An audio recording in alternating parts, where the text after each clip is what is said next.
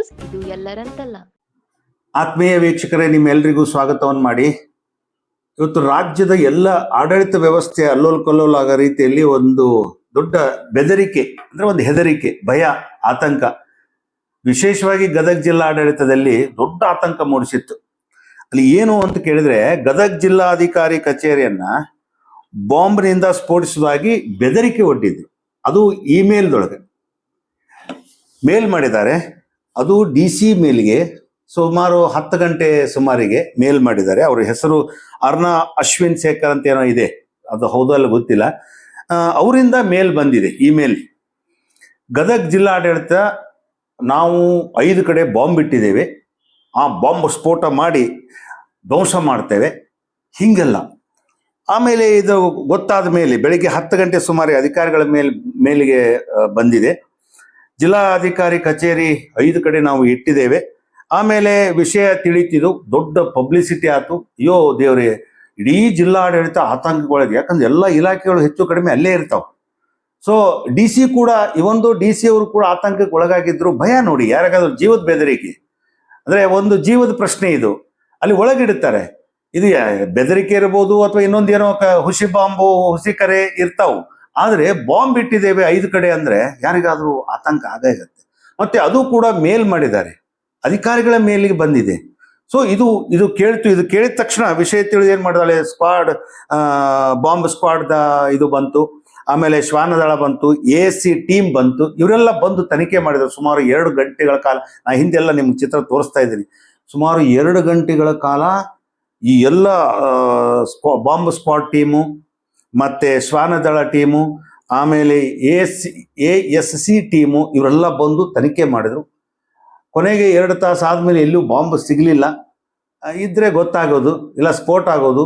ಇದು ಏನೂ ಆಗ್ಲಿಲ್ಲ ಅಂದ ತಕ್ಷಣ ಅವಾಗ ಮತ್ತೆ ಎಲ್ಲ ನಮ್ಮ DC ಕಚೇರಿಯಿಂದ ಹಿಡಿದು ಜಿಲ್ಲಾಧಿಕಾರಿಗಳ ಕೊಠಡಿ ಇಂದ ಹಿಡಿದು ಎಲ್ಲ ಜಿಲ್ಲಾಡಳಿತ ಸುತ್ತಮುತ್ತಲು ಸುಮಾರು 5 ಕಡೆ ಏನು ಹೇಳಿದ್ರು, ಇಡೀ ಜಿಲ್ಲಾಡಳಿತನ ತನಿಖೆ ಮಾಡಿದ್ರು. ಎಲ್ಲಿಯೂ ಕೂಡ ಬಾಂಬ್ ಸಿಗಲಿಲ್ಲ. ಅದು ಆದ್ಮೇಲೆ ತಿಳ್ಕೊಂಡ್ರು ಇದೊಂದು ಹುಸಿ ಬಾಂಬ್ ಕರೆ ಅಂತ.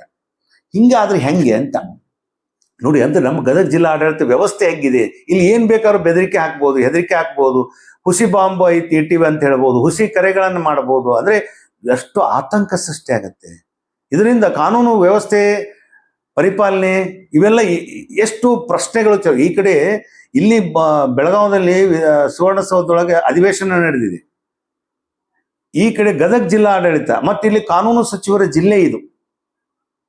ಕಾನೂನು ಮತ್ತು ಸಂಸದೀಯ ವ್ಯವಹಾರಗಳ ಸಚಿವರ ಜಿಲ್ಲೆ, ಪ್ರವಾಸೋದ್ಯಮ ಇರುವಂತ ಇಲಾಖೆ ಸಚಿವರ ಜಿಲ್ಲೆ, ಆಮೇಲೆ ಶಾಸನ ಎಲ್ಲ ಬಹಳಷ್ಟು HK ಪಾಟೀಲ್ ಹಿರಿಯ ನಾಯಕರು, ಕಾಂಗ್ರೆಸ್ಸಿನ ಹಿರಿಯ ಸಚಿವರು, ಮುತ್ಸದ್ದಿ ನಾಯಕರು ಈ ಆಡಳಿತ ವ್ಯವಸ್ಥೆಯಲ್ಲಿ ಈ ರೀತಿ ಎಷ್ಟೊಂದು ಧೈರ್ಯ ಮಾಡ್ತಾರೆ ಅಂತ. ಹುಸಿ ಬಾಂಬ್ ಕರೆ ಮಾಡ್ತಾರೆ, ಮೇಲ್ ಮಾಡ್ತಾರೆ, ಬೆದರಿಕೆ ಕೊಡ್ತಾರೆ. ಯಾವ ಮಟ್ಟದ ಹತ್ರ ನಡೀತಾ ಇದೆ ಇಲ್ಲಿ ಆಡಳಿತ ಅಂದ್ರೆ ಭಯ ಇಲ್ಲ ಅಂತ ಅನಿಸ್ತೈತಿ ಇದು ಮೇಲ್ನೋಟಕ್ಕೆ. ಯಾಕಂದ್ರೆ ಯಾವ್ದಾರ ಬೇರೆ ಕಡೆ ಅಲ್ಲ, ಇಲ್ಲಿ ಜಿಲ್ಲಾಡಳಿತಕ್ಕೆ ನಾವು 5 ಕಡೆ ಬಾಂಬ್ ಇಟ್ಟಿದ್ದೇವೆ ಅಂತ ಮೇಲ್ ಮಾಡ್ತಾರೆ ಅಧಿಕಾರಿಗಳ ಮೇಲ್ಗೆ. ಸೊ ಹಾಗಾಗಿ ಆದ್ರೂ ಕೂಡ ಇಲ್ಲಿ ಬಂದ್ರು, ತನಿಖೆ ಮಾಡಿದ್ರು, ಆಯ್ತು. ಆತಂಕ, ಭಯ. ಮತ್ತೆ ಜಿಲ್ಲಾಡಳಿತಕ್ಕೆ ಬಾಂಬ್ ಇಡ್ತೀವಿ, ಆ ಕಟ್ಟಡಕ್ಕೆ ನಾವು ಬಾಂಬ್ 5 ಕಡೆ ಇಟ್ಟಿವಿ ಅಂದ್ರೆ ಏನು ಊರಿನ ಪರಿಸ್ಥಿತಿ ಏನು? ಮತ್ತೆ ಅಲ್ಲಿ ಎಲ್ಲೇನೋ ಮತ್ತೆ 1 ಅಂದ್ರೆ 10 ಹೇಳೋ ಜನ ಇರ್ತಾರೆ. ಸೊ ಇವೆಲ್ಲ ತಿಳ್ಕೊಳ್ಬೇಕಲ್ಲ ನಾವು, ಯಾಕಂದ್ರೆ ಇಲ್ಲಿ ವ್ಯವಸ್ಥೆ ಹಿಂಗ ಇದೆ ಅಂತ ಅರ್ಥ. ಸೊ ಇಲ್ಲಿ ಅಲ್ಲಿ ಮಾತಾಡೋದು ಏನು ಅಂತ ಕೇಳಿದ್ರೆ, ನೋಡ್ರಿ ಹಿಂಗೆಲ್ಲ ಇದೆ, ಇಲ್ಲಿ ಏನೇನೋ ಆಗ್ತದೆ, ಏನೇನೋ ಬೆದರಿಕೆ ಬರ್ತವೆ, ಏನೇನೋ ನಡೆದಿದೆ. ಹಿಂಗೆ ಮಾತಲ್ಲ, ಜನರು ಸಹಜ. ಅಂದ್ರೆ ಒಟ್ಟಾರೆ ಇದು ಹುಸಿ ಬಾಂಬ್ ಕರೆ ಆದರೂ ಕೂಡ ಅಥವಾ ಬೆದರಿಕೆ ಕರೆ ಆದರೂ ಕೂಡ ಹೀಗೆ ಆಗದಂತೆ ನೋಡ್ಕೊಳ್ಬೇಕು ಆ ಜಿಲ್ಲಾಡಳಿತ, ಜಿಲ್ಲಾ ಕಾನೂನು ಸುವ್ಯವಸ್ಥೆ, ಜಿಲ್ಲಾ ಉಸ್ತುವಾರಿ ಸಚಿವರು, ಶಾಸಕರು. ಈ ಬಗ್ಗೆ ಅಂದ್ರೆ ಆಡಳಿತ ಹೆಂಗಿದೆ ಅನ್ನೋದನ್ನ, ಹೆಂಗಿರಬೇಕು ಅನ್ನೋದನ್ನ ಅರ್ಥ ಮಾಡ್ಕೊಂಡ್ರೆ ಪರ್ಫೆಕ್ಟ್ ಆಗತ್ತೆ ಅಂತ. ಇಲ್ಲಾಂದ್ರೆ ಇಂಥ ಹುಸಿ ಬಾಂಬ್ ಕರೆ, ಆ ಬಾಂಬ್ ಕರೆ, ಈ ಬಾಂಬ್ ಕರೆ, ಹುಸಿ ಮೇಲು, ಅದು ಇದು ಎಲ್ಲ ಚಲವಾಗುತ್ತೆ. ಸೊ ಈಗಾದ್ರೂ ಆಡಳಿತದ ಬಗ್ಗೆ ಎಚ್ಚೆತ್ಕೊಳ್ಬೇಕು. ಯಾಕಂದ್ರೆ ಇದು ಆತಂಕ, ಭಯ ಸೃಷ್ಟಿ ಮಾಡುವಂತ ಒಂದು ವ್ಯವಸ್ಥೆ. ಸೊ ಈ ಬಗ್ಗೆ ಬಹಳಷ್ಟು ತೀವ್ರವಾದಂಥ ಅಂದ್ರೆ ಎಲ್ಲ ಹಂತದಲ್ಲಿ ಕೂಡ ತನಿಖೆ ಆಗಿ ಇನ್ನು ಮುಂದೆ ಇಂಥ ರೀತಿ ಆಗದಂಗೆ ನೋಡ್ಕೊಳ್ಬೇಕು.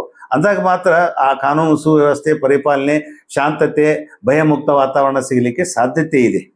ಆಸ್ಕ್ ನ್ಯೂಸ್ ಇದು ಎಲ್ಲರಂತಲ್ಲ, ನಿಮ್ಮ ಅನಂತ್. ನಮಸ್ಕಾರ.